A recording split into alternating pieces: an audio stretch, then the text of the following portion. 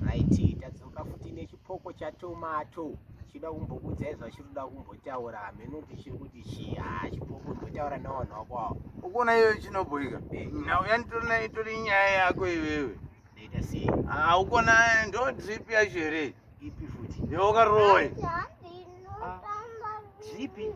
Ukona heti yako kwakwaisa uko. Handii ndozvikuitira ufano wedrip mukati umu. Aiwa iyo isi dripi kai. Dripi kurembedza zvimabhurugwa akazvezvi yakanini. But ukona kuti chii? Mira ndakudza zvakaimboitika ndabva ndatofunga panhau iyoyo heti yako yawakarowa nouku iyi. Ukona mumwe munhu akazotaurwa hake bhasikoro unzwa here. Arurwa bhasikoro apa dzadzine midnight ndofanira kudhumana nechipoko wena. Vachanomisa ka bhasikoro riya zvanzi. Fesi wangu ndisvitsopa chi pazasapo.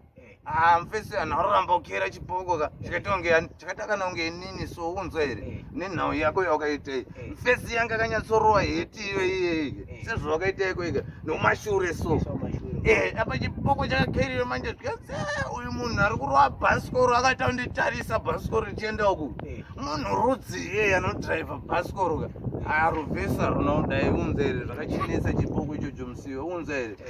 Tikati ukuona arova bhasikoro mufesi uya papapa mudzikisa manje chipoko chako chakuita sei kudonha. Ukuona zvawakaita heti mufesi uya andomukira kutenderedza yose musoro bva wamenyuwa unzwa here. Bva atoti gotsi bva ratoenda kufesi bvedzoka ugotsi.